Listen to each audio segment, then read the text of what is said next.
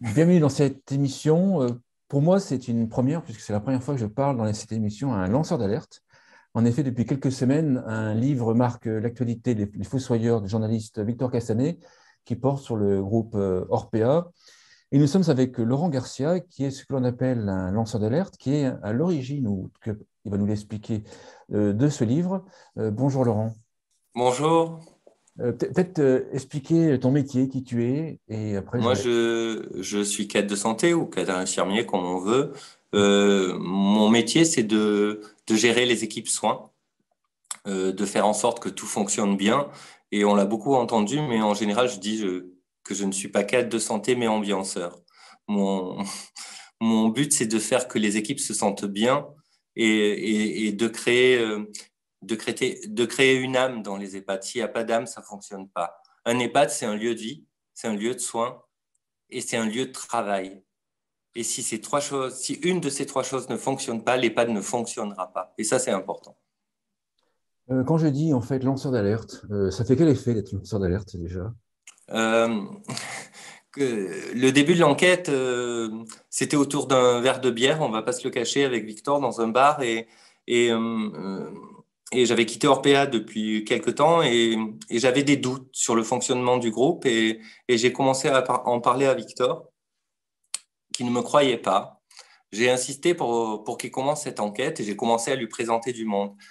Et, et mon mari est avocat pénaliste. Et à un moment, il m'a dit, mais Laurent, là, tu es en train de te transformer en lanceur d'alerte. Et ce mot-là m'a fait flipper énormément, m'a Ah, parce qu'il y a- angoissé ah oui, parce qu'il y a énormément. il y a des histoires là-dessus, il y a de Oui, l'actualité. Mm. il y a de l'actualité et cette angoisse, enfin, m'a suivi quand même pendant ces 3 années. Et la veille de la sortie du livre, ça a décuplé mon angoisse. C'est vrai que j'étais pas, je me demandais ce qui allait m'arriver en fait. Avec le recul, tu le prends comment d'être lanceur d'alerte? Ça s'est passé, Avec le recul, je pense que c'est le combat de ma vie, c'est le combat d'une vie, c'est ma passion viscérale pour les EHPAD et pour les vieux. Moi, je dis les vieux. Je suis désolé, ça choque les gens, mais moi un jour je serai vieux. Je serai pas âgé, je serai vieux. Et c'est vraiment moi maintenant j'ai 56 ans et ce sera le combat de ma vie. beaucoup disent que tu es contre les EHPAD, enfin beaucoup, certains disent que tu es contre les EHPAD commerciaux. Moi, je pense qu'on a besoin de tout. On a besoin des EHPAD commerciaux comme on a besoin des EHPAD publics. Il faut juste que les choses se fassent proprement. Moi, j'ai travaillé pour un EHPAD commercial, Corian, pour ne pas le citer. Et chez Corian, je n'ai jamais eu de problème de personnel. Tout le monde était en CDI. On ne m'a jamais, mais jamais demandé, même si le TO était parfois plus bas, de ne pas remplacer. Je n'ai jamais eu ça. Et j'avais un accès direct au siège. Je pouvais appeler le DG, je pouvais appeler la DRH. Il y avait cette communication qui se faisait. Donc, pour moi, mon aventure chez Corian, qui a duré 2 ans et demi, ça m'a formé parce que ces groupes privés sont vraiment très au point au niveau des protocoles, au niveau de tout ça, même si c'est des choses qui ne m'intéressent pas vraiment. Mais bon, en attendant, ça m'a formé, ça m'a aidé. Donc non, on a besoin du privé comme on a besoin du public. Maintenant, il faut que les choses soient propres.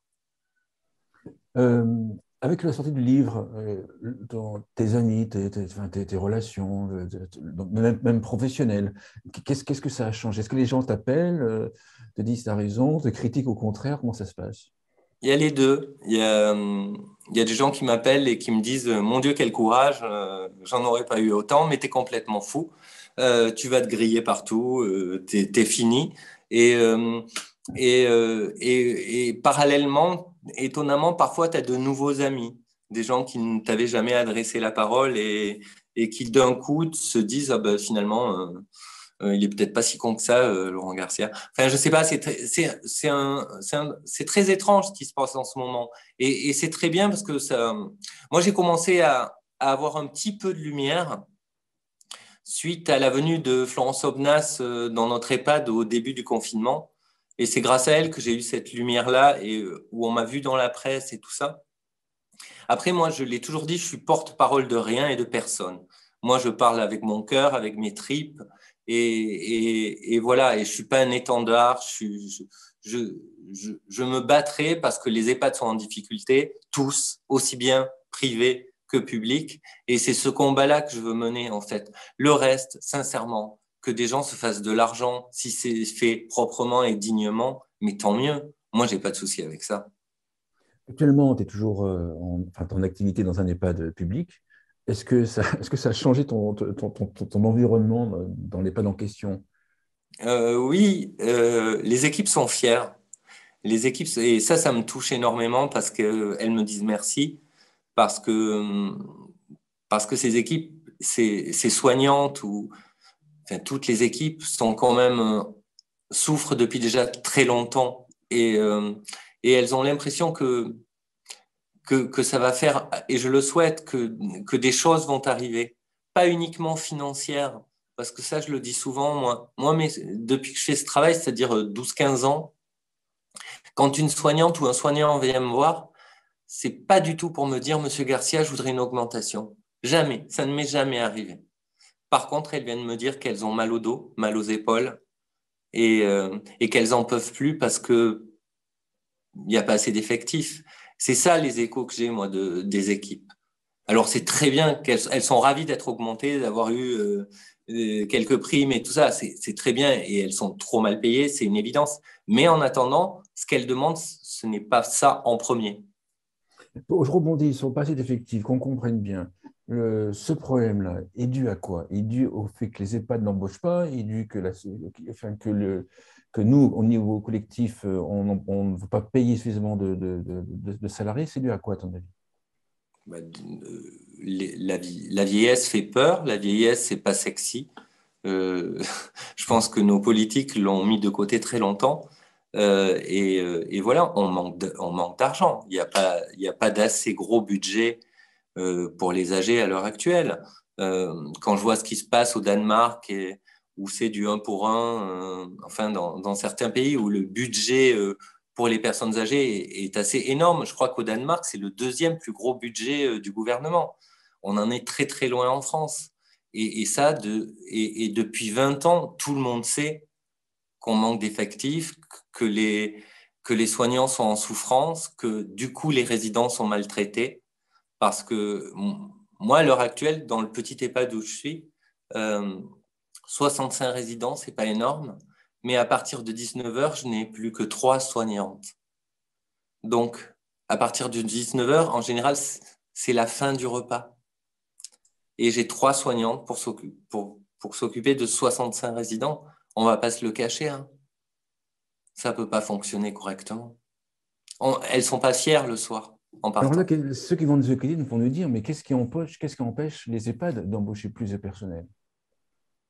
Alors pour les EHPAD publics, on a des conventions tripartites à l'heure actuelle entre l'ARS, le conseil départemental, et nous attribue un certain nombre de postes, on nous budgète un certain nombre de postes et on ne peut pas aller plus haut. Pour le privé, je pense que peut-être ils pourraient salarier un peu plus avec leurs propres deniers des soignants. Je ne suis pas un professionnel de la finance, donc je ne peux pas en parler, mais je pense qu'il y a d'autres possibilités. Après, il faut clairement que l'État donne beaucoup plus d'argent. Et quand on parle de ces contrôles ARS, l'ARS nous attribue, nous finance, elle ne va pas nous dire qu'on manque de personnel. En fait, il y a un truc qui ne va pas au niveau aussi des contrôles. Et c'est très bien qu'on ait des contrôles ARS, j'ai rien contre. Mais il y a plein de choses comme ça qui font que on en est là encore alors que ça fait 20 ans qu'on appelle au secours. Si on en revient au livre, depuis le début, ta rencontre avec Victor Castanet jusqu'à la sortie du livre, il y a eu beaucoup d'informations, puisque c'est une investigation. Qu'est-ce qui t'a le plus surpris dans le livre? Ou autrement dit, qu'est-ce que tu savais pas au démarrage et que tu as appris ou que tu as réalisé au fur et à mesure? Alors, moi, au démarrage, je ne savais pas cet argent public, la somme d'argent public détournée chaque année par ce groupe qui est colossal, hein, on ne va pas se le cacher. Je savais qu'il y avait au départ une gestion de la masse salariale qui était très étrange, très peu de CDI, beaucoup de vacataires avec des contrats très courts qui étaient renouvelés sans cesse. Donc là, on se pose quand même des questions, surtout qu'il y avait des soignantes qui avaient envie d'un CDI. Donc, on ne peut pas dire non, elles ne veulent pas de CDI, ce n'était pas le cas. Donc, il y avait ces doutes-là, les doutes sur le manque de protection, le manque de matériel médical parfois, où là, on se dit effectivement, ils veulent faire des économies, mais que font-ils de cet argent? Ce qui m'a étonné le plus durant les 3 années d'enquête avec Victor Castanet, c'est que petit à petit, les langues se sont déliées, les gens ont accepté de témoigner, alors sous leur nom ou pas, mais en attendant, nous ont fourni tous les documents dont on avait besoin, toutes les preuves dont on avait besoin, parce que si on n'avait pas les preuves, on ne pouvait pas les mettre dans le livre. Hein. On ne peut pas marcher avec des on-dit, il s'est passé ça.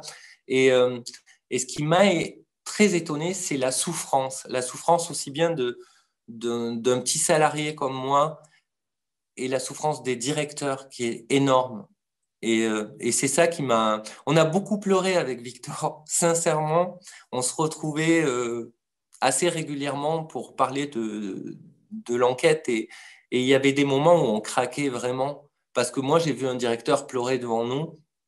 J'ai vu un directeur nous fournissant les papiers et après, il avait tellement peur qu'il nous les a repris, nous a supplié de ne pas être dans le livre, ce qu'on a fait. Hein. Mais il y avait cette terreur, une véritable terreur, en ayant l'impression, je crois que c'est un directeur qui me l'a dit, en me disant, Laurent, ce groupe est tellement gros que j'ai l'impression que si je quitte ce groupe, si je me fais virer de ce groupe, je serai blacklisté partout. Il y a cette peur qui existe chez les directeurs et chez les soignants. Du coup, on reste dans le groupe, on ne se plaint pas et on continue à souffrir. Il y a des points que j'aurais voulu aussi aborder avec toi. Il y a, en écoutant les auditions, en écoutant Victor Castanet, en écoutant dans les émissions, en fait, objectivement, pour ceux qui nous écoutent, je n'ai pas lu le livre parce que je tiens à dormir la nuit, hein, donc correctement, donc je n'ai pas lu le livre. Par contre, j'ai écouté vos témoignages. Il y a des choses qui m'interpellent. Quand on dit, par exemple, il y a 4 à 5 euros par jour pour l'alimentation. Donc, uniquement, si j'ai bien compris, c'est que la fourniture, en fait, de l'alimentation, les ingrédients. Certains vont dire, oh là là, c'est pas assez, parce qu'en fait, on va comparer par rapport à nous quand on fait les courses, d'accord? Et d'autres vont dire, qu'on interroge, je sais pas, des dirigeants de grands groupes de la restauration, mais ils disent, oui, mais à 4,50 €, vu qu'on achète en masse, on peut déjà faire bien à manger à des personnes. Et là, on entend ces deux versions complètement différentes et je ne sais plus quoi penser. Ouais. Je t'avoue que moi non plus, j'ai du mal à penser quoi que ce soit là-dessus. Ce qui est sûr, c'est que quand on achète en masse, c'est beaucoup moins cher, c'est une évidence. Mais est-ce que il va pas falloir en venir à acheter chez des petits producteurs de quartier? On veut que les pâtes soient dans la cité. Est-ce qu'il va pas falloir venir à ça plutôt que d'acheter en nombre dans des grosses sociétés? Voilà. Après, 4,50 €, c'est vraiment très, très peu. Et moi, ça, je l'ai vécu. On m'a demandé à un moment, on est passé de 20 grammes de beurre le matin à 10 grammes. Il faut essayer de faire 2 tartines de pain avec 10 grammes de beurre. C'est très, très, très difficile. Voilà, je pense que c'est aberrant parce que ce qu'il faut savoir, c'est que dans ces 4,50 €, il y a le repas du matin, il y a le repas du midi, il y a le goûter, il y a le repas du soir et il y a aussi les collations. Parce que la nuit, il y a des collations pour les résidents qui déambulent et tout ça, il y a des collations. Donc, il n'y a pas 3 repas, hein, il y en a 5 avec 4,50 €. Et voilà. Je ne sais pas clairement si on peut faire je trouve qu'il y a des choses comme ça où on se dit, mais au bout d'un moment, on doute. Comme par exemple, moi, ce qui m'a le plus, enfin, je vais dire, choqué dans les différentes auditions, c'est que les ARS n'ont pas voulu vous donner d'informations, ou très peu, enfin, je ne sais pas comment ça s'est passé. Là, factuellement, quelqu'un qui écoute ça, il se pose des questions. Qu'est-ce qui se passe pour que les ARS, des fonctionnaires en fait, ne donnent pas d'informations T'en penses quoi de ça? Clairement, on a essayé vécu, je crois, pendant 2 mois d'essayer notamment d'avoir la convention tripartite des bords de Seine. On n'a jamais réussi. L'ARS nous répondait, mais ne nous répondait pas grand-chose. J'avais l'impression, quand je vois les auditions des dirigeants d'Orpea, on avait à peu près les mêmes réponses de l'ARS. C'était très vague. Ils nous ont envoyé une fois un truc, mais il n'y avait rien sur ce mail qu'ils nous ont envoyé. Donc, il y a un véritable blocage au niveau des ARS. La raison, je ne la connais pas. Et pourtant, on avait des contacts au niveau politique et tout ça qui nous ont dit on va essayer. C'est bizarre parce que même les politiques, même au conseil départemental, il y a des personnes qui ont essayé. On n'a jamais rien eu. Il y a deux Mais départements, j'ai bien compris dans l'édition, il y a deux départements, la Gironde et puis l'autre, je ne sais plus, qui ont joué le jeu. Il y a une explication pourquoi ces deux départements ont joué le jeu? je pense que les ARS fonctionnent en département et c'est très différent d'un département à l'autre. Je le vois en ce moment il y a beaucoup de familles qui se plaignent que les résidents sont encore confinés dans certains départements.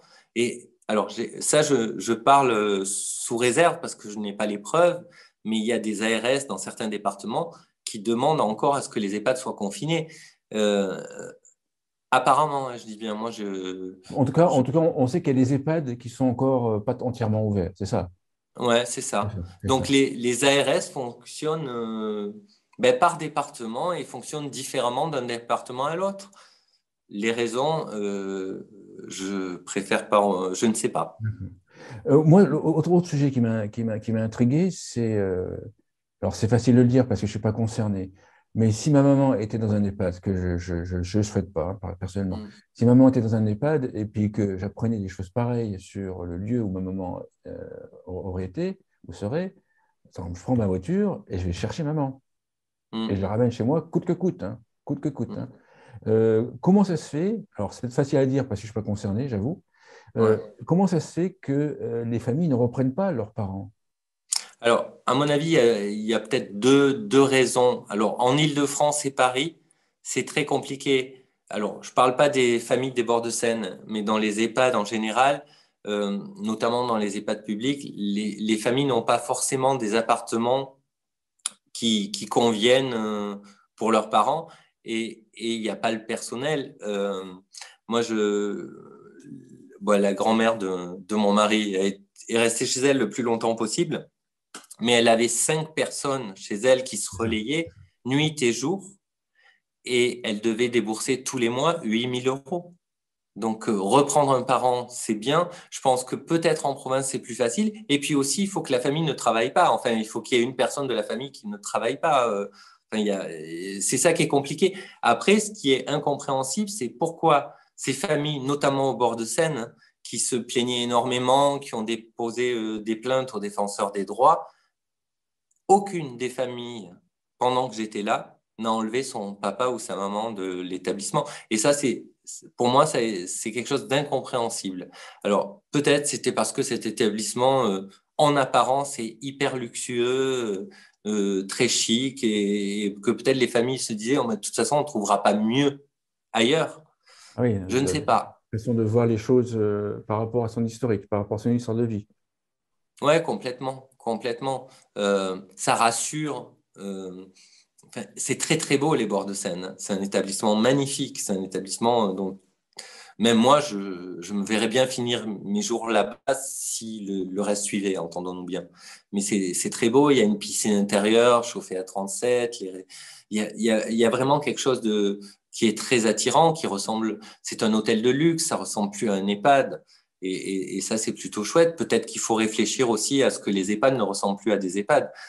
Ça, c'est un autre sujet. Mais il y a cette peur des familles d'enlever leurs parents de chercher un autre EHPAD. Et les familles me disaient aussi quand même souvent, mais Laurent, tu sais, ça sera pareil ailleurs. Il y a cette vision de l'EHPAD bashing où forcément en EHPAD, de toute façon, on ne sera pas bien.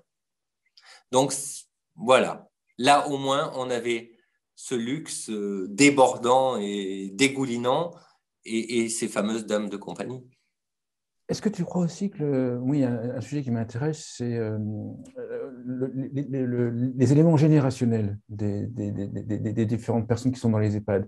On dit que les baby-boomers vont remplacer dans quelques années les générations actuelles dans les EHPAD, et on va dire que les baby-boomers changeraient la donne parce qu'ils seraient plus revendicatif, plus individualiste, etc. Parce que moi, je ne suis pas certain de ce qui va se passer. Mais dans la génération qui est l'heure actuelle, on la décrit généralement comme une génération qui ne veut pas déranger la famille, et puis une génération qui est résiliente avec tout ce qu'ils ont vécu quand ils étaient plus jeunes. Donc, en fait, je ne me plains pas, etc. Est-ce que ça, tu le notes ou pas? Et Oui, est-ce que, toujours. Mais c'est une évidence, même en visite de préadmission. Les gens acceptent de rentrer en EHPAD et souvent ce que disent les futurs résidents, c'est pour soulager mes enfants. Je suis une charge pour mes enfants. Et on va se dire que la plupart, à l'heure actuelle, des personnes en EHPAD sont des femmes euh, qui sont nées dans les années, on va dire, 30, 40, dans les années 39-40, qui étaient plutôt des femmes qui ne travaillaient pas, qui étaient plutôt soumises à leur mari. Et oui, oui, je pense que c'était oui, des... à l'époque, c'était ça. Oui, oui. À l'époque, c'était ça. Et du coup, elles n'ont jamais été dans la revendication ni dans la révolution. Après, maintenant, on parle des baby boomers et j'ai discuté beaucoup avec Michel Delaunay là-dessus. Et d'ailleurs, elle a fait un livre là-dessus qui est vachement bien. Maintenant, on rentre de plus en plus tard en EHPAD et de plus en plus grabataire. Donc, est-ce que la génération des baby boomers va pouvoir faire quelque chose et sera encore en état de Voilà, faire quelque chose? exactement Ça, le c'est point. une vraie question. C'est exactement le Euh, point. Je pense, effectivement, quand on est dépendant, on a beau avoir vu une vie soumise ou dominant, peu importe, on c'est est dépendant. ça. C'est ça. Et c'est l'inquiétude, en fait. Pour moi, c'est une vraie inquiétude que les gens rentrent de plus en plus tard en EHPAD parce que dans quelques années, on parle de l'EHPAD maintenant, l'EHPAD à domicile, blablabla. Bla. L'EHPAD, il existera toujours. Si on ne reçoit que des grabataires, l'EHPAD ne sera plus un lieu de vie, en fait. Ça va devenir un... J'ai peur qu'on retourne au système du tout début où c'était... ben, on va devenir des mouroirs, quoi. Et ça, moi, ça m'inquiète parce qu'il y a des EHPAD...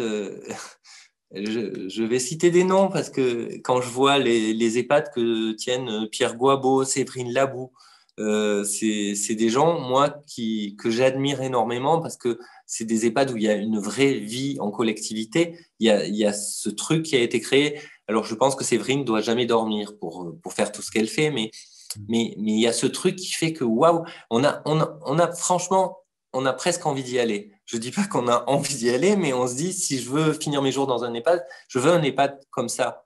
Et, et forcément, il faut qu'il y ait des gens valides pour pouvoir créer ce lien. Nous, dans notre EHPAD, il y a les gens valides aident aussi les gens qui sont en fauteuil. Et du coup, il y a une interaction entre, il y a de l'entraide, il y a des discussions, et ça, on en a besoin. Moi, l'EHPAD de demain m'inquiète beaucoup si on rentre maintenant totalement grabataire en EHPAD. Pour moi, le travail des soignants et mon travail n'aura plus aucun intérêt. Je rebondis sur ce que tu dis sur les deux personnes, notamment la deuxième qui va passer dans l'émission bientôt. Euh, Est-ce à dire qu'en fait, la personnalité du directeur de l'EHPAD joue beaucoup? Enfin, qu'est-ce qui fait que ces deux EHPAD, ce que tu m'as cité, sont intéressants pour toi? J'ai bien compris, les gens arrivent plus tôt, il y a plus d'activité, plus d'interactions, plus un directeur qui est Et puis, il y une a un personnalité. directeur, il y a des directeurs qui veulent que l'EHPAD vive, quoi, où l'EHPAD est dans la vie et pas en dehors de la vie.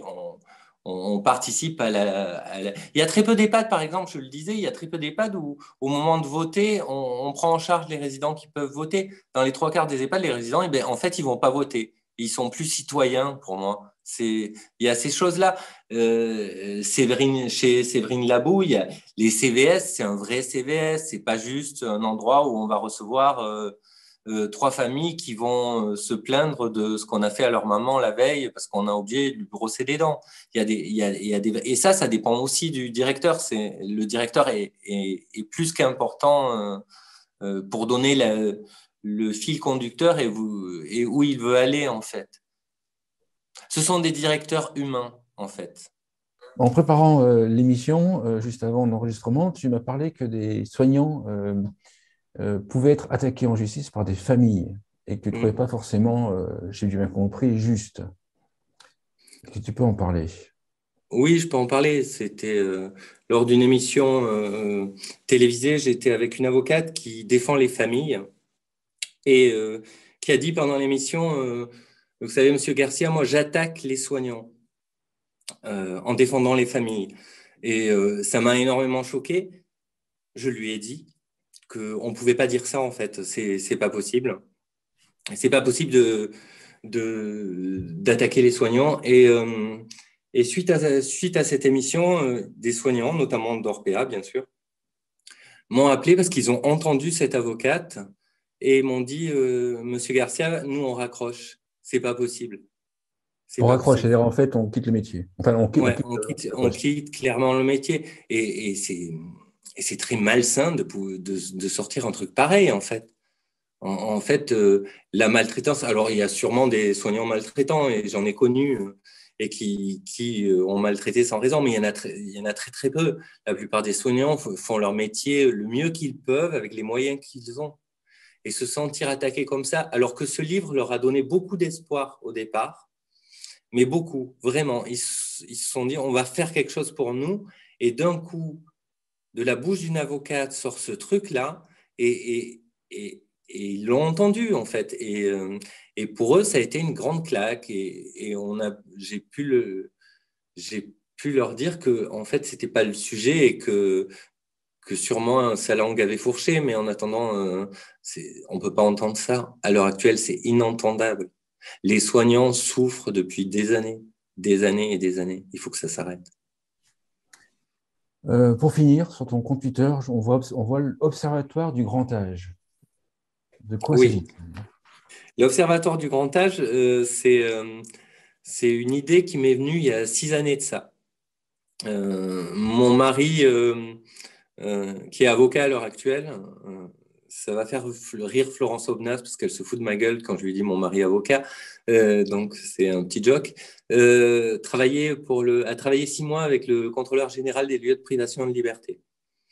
Et à une époque, le contrôleur général était Jean-Marie Delarue et avait voulu avoir le contrôle des EHPAD, mais n'avait pas pu l'avoir parce que d'une part, les contrôleurs n'étaient pas forcément d'accord et que le ministère de la Santé, je le dis parce qu'elle le sait, Michel Delaunay n'avait pas voulu. Et du coup, cette idée me travaille parce que je me suis dit, il y a un observatoire pour les prisons. Pour la petite enfance, il n'y a rien. Et ça, j'y avais pensé aussi. L'aide sociale à l'enfance et tout ça, il y a quand même aussi un vrai sujet. Et pour les âgés, il y avait strictement rien. Cette idée de l'observatoire est venue là ça m'a travaillé pendant 4 ans, sauf que seul, je me disais, mais qu'est-ce que je peux faire tout seul? Du coup, j'avais rencontré aussi Delphine Bauzel, qui est présidente de l'Observatoire international des prisons, avec qui j'avais discuté. Et il y a 2 ans de ça, lors d'un repas avec Florence Aubenas, on était à table, je relance mon Observatoire du grand âge. Et là, Florence me dit, allez, on y va. Et l'Observatoire du grand âge, il est né à ce moment-là. Du coup, avec quelques membres fondateurs, on s'est dit, on va essayer de faire quelque chose. C'est pas un copier-coller sur l'Observatoire international des prisons, bien évidemment. Ce n'est pas une prison, un EHPAD. Mais en fait, nous, cet observatoire, c'est pour soutenir les salariés, pour faire respecter les droits, le droit des résidents, le droit des familles. C'est faire du lobbying aussi auprès de nos parlementaires pour qu'à un moment, il y ait une autorité administrative indépendante qui puisse contrôler les EHPAD. Ça nous paraît vraiment primordial. Et, euh, et à notre petite mesure, chaque année, on essaiera de faire un état des lieux des EHPAD en France, avec ce qui se fait de bien, essayer de piquer des idées à droite à gauche, mais aussi de faire remonter toutes les difficultés qu'on fait remonter depuis 20 ans, mais qui ne sont pas écoutées. Nous, on a décidé de sortir un rapport qu'on remettra aux autorités compétentes. Évidemment, ils en feront ce qu'ils veulent, mais au moins, on aura l'impression d'avoir une certaine utilité. D'accord, donc c'est vraiment un observatoire dans le sens observer ce qui se passe, de donner une photographie chaque année Ouais, oui, clairement, c'est une photographie chaque année. Alors, on a des correspondants dans toute la France. Ça a très bien fonctionné. Il y a beaucoup de directeurs qui nous ouvrent leurs EHPAD en nous disant, ben, l'idée, c'est de venir voir, Donc, Florence Ognas va beaucoup se déplacer dans les EHPAD, faire enregistrer des témoignages auprès de résidents, de salariés, de direction, de cadres. Et l'idée, c'est de trouver les pépites. Et il y en a beaucoup. Il y a des EHPAD où il y a des choses formidables qui se font. Nous, à l'heure actuelle, je vais faire de la pub pour notre EHPAD, mais on monte un projet avec le Théâtre des Bouffes du Nord.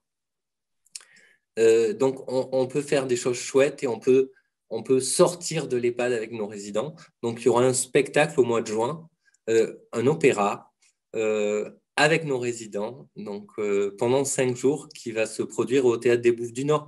On peut faire des choses et si on crée des liens, on crée des ponts entre un EHPAD et un autre, on peut se donner des idées, on peut s'aider pour monter des projets parce que c'est long de monter un projet. Et quand on a la tête dans le guidon toute la journée, c'est un peu long. Moi, quand je monte un projet, je veux que mes soignantes participent, je veux qu'elles soient vraiment…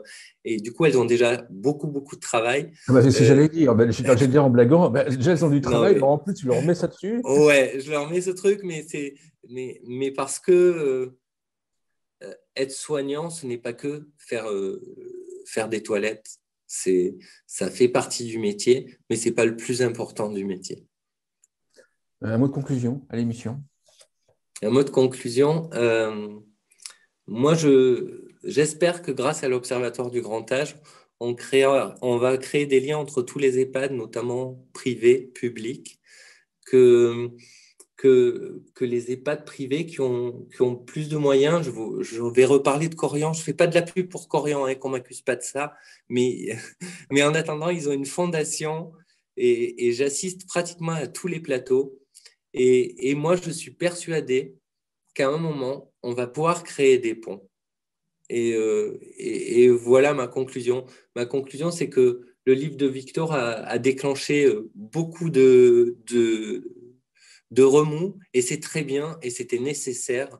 Et, et je tiens à le remercier parce que Victor, ça me touche toujours.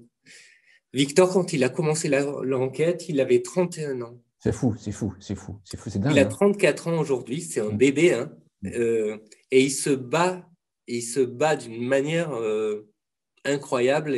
Ce qui m'épate, Voilà. c'est-à-dire ce qui épate ma mère, c'est qu'il reste calme dans les médias. Il est Moi, même à 53, je serais. Ouais.